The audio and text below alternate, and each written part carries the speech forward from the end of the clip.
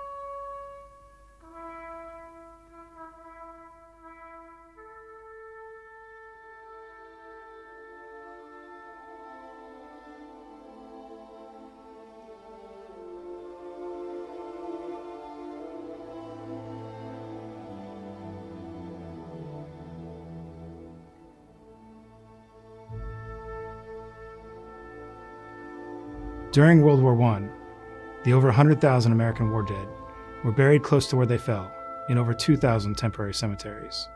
The Graves Registration Service worked hard to properly identify and mark these graves. But the chaos of combat and the destruction of modern weaponry meant that at the end of the war, over 1,600 remains were still unidentified, amongst over 4,000 missing in action. While the next of kin of the known dead were offered the choice between repatriation and overseas interment, all of the 1,600 unknown remains were interred in the overseas cemeteries. In 1921, following the example of our allies, the United States decided to bring one set of unknown remains back to the United States to represent all of those fallen who were missing or unknown. This unknown would be entombed at Arlington National Cemetery.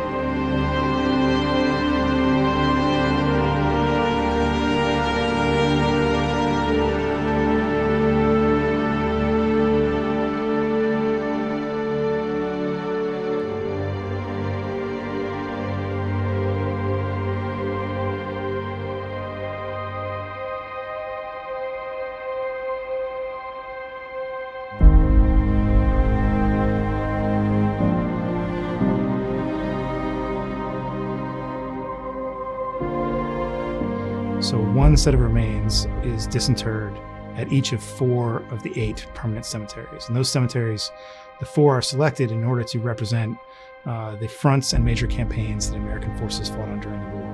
You've got Aisne-Marne American Cemetery, representing the early fighting at Bellewood, Château-Thierry, as well as the subsequent Aisne-Marne offensive. There's Somme American Cemetery, representing the American troops who fight under British command in northern France. Saint-Mihiel American Cemetery, which holds the remains of many of those who died in the first American-led offensive of the war. And then finally, the Meuse-Argonne American Cemetery, which represents the final offensive that ended the war.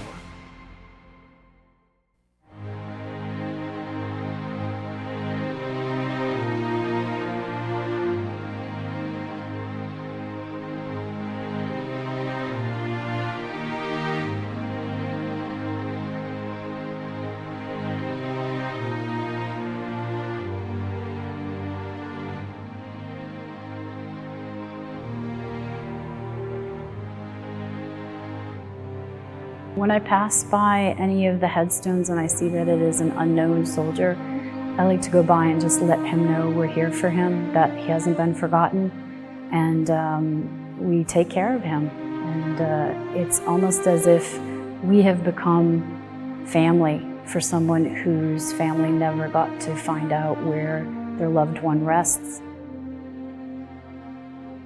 Aisne-Marne American Cemetery is in Belleau, France. It's a small community about an hour outside of Paris. And this place figured prominently in World War I with the Battle of Bellewood, which is just behind this chapel right here. It was in the spring and summer of 1918, and we had a number of U.S. divisions who were here, to include the 2nd, the 3rd, and the 26th divisions. And the Marines gained their reputation here because they were attached to the 2nd Division.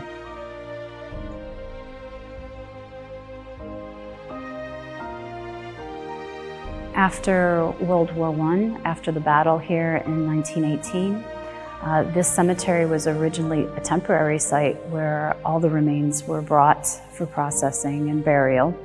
And then afterwards, the permanent cemetery was built over the course of the 1920s. And we were dedicated in 1937. Currently, we have 2,289 soldiers who are buried here. Of them, we have 1,060 whose names are here in the chapel, and their remains were never found, so they are most likely either in the woods or in the fields around us.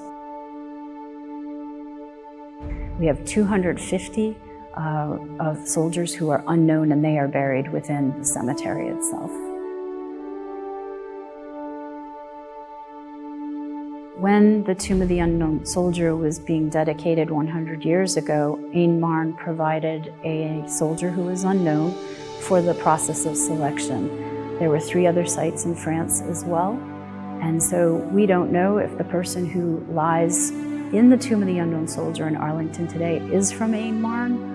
But if it is or isn't, it doesn't matter. That person represents all of the war dead from World War I. So if he's from Belleau here, he could be a soldier, he could be a Marine. We don't know. But the significance of the fact is that that one person represents all of the American doughboys who fought and died in World War I.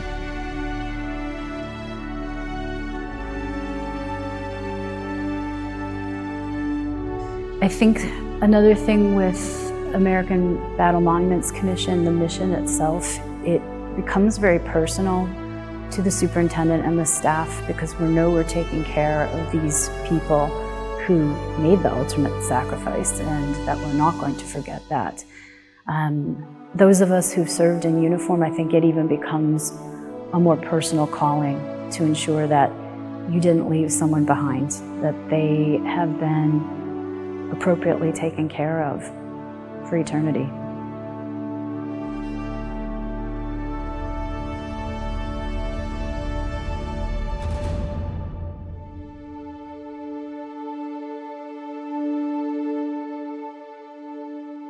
There are 138 unknown soldiers buried here.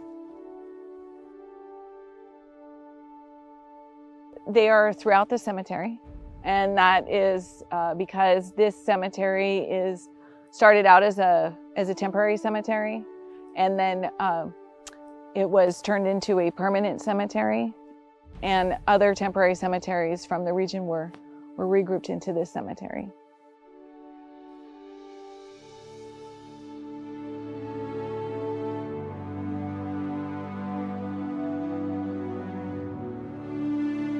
So in October of 1921, there were 4 unknowns from different cemeteries who were chosen to represent the unknown soldier. The importance of having one represented from this cemetery is because he represents the soldiers who fought, and those Americans came from the 1st Division. They came from the 27th and 30th Division, the 33rd Division, and the 80th, as well as the 6th and 11th Engineers. So the unknown represents every unknown American soldier who fought and died in this region.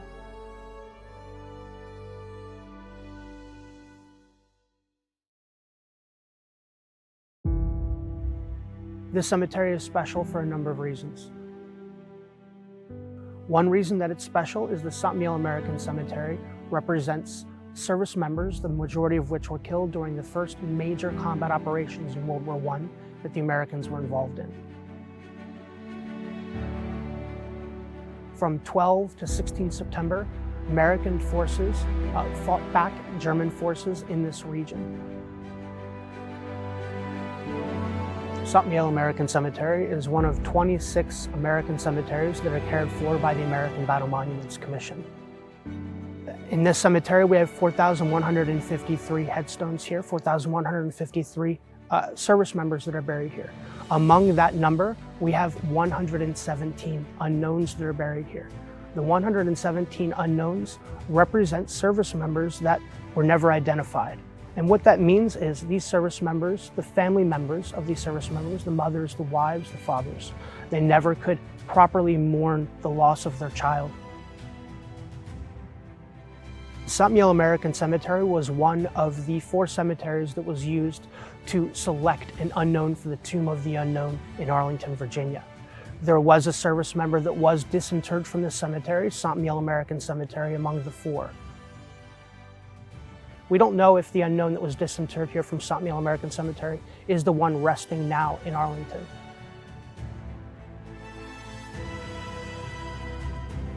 It's important that these unknowns are honored because not only did they give their lives, they gave their identities. They never were able to be properly mourned by their parents or by their spouses or by their children.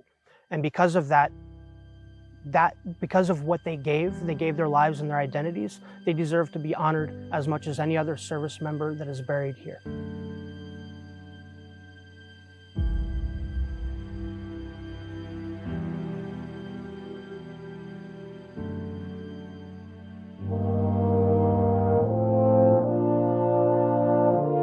People, when they come here, they come into the cemetery grounds and usually they are in awe of the amount of young men and women, resting over here, resting in a foreign country, who sailed across the ocean and never came home. Every one of these soldiers had a mother and a father and, sisters, brothers, and husbands, wives, and children. And, I like to talk about the word sacrifice. And, the soldiers, they make what we call the ultimate sacrifice. We are at the Meuse-Argonne Cemetery, which is America's largest cemetery in Europe.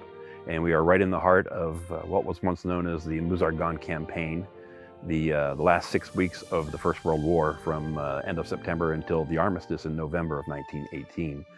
And in that 6 weeks, we had some 26,000 Americans give their lives.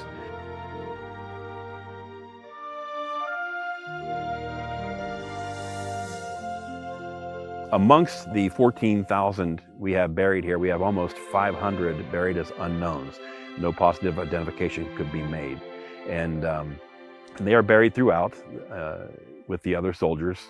The soldiers in death, everybody's equal. Sergeants next to captains, next to lieutenant colonels, next to an unknown, next to a nurse.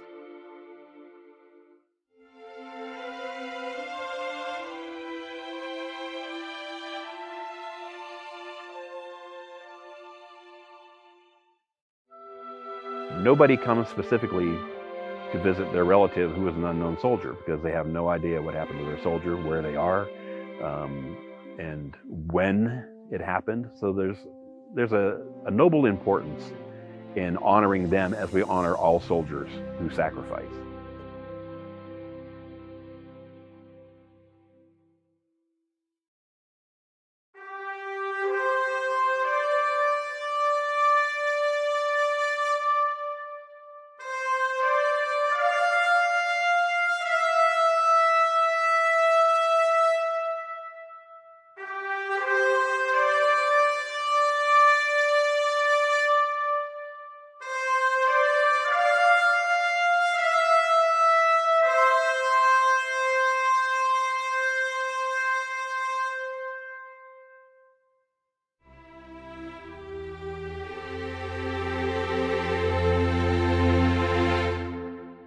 Early in the morning of October 24th, 1921, a detail of French and American soldiers rearranged the caskets, ensuring their anonymity and that no casket could be connected to a specific cemetery.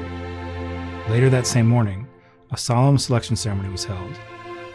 Following speeches from French and American generals, Sergeant Edward F. Younger, a decorated veteran of the war, selected a single unknown by placing a spray of white roses upon one of the caskets.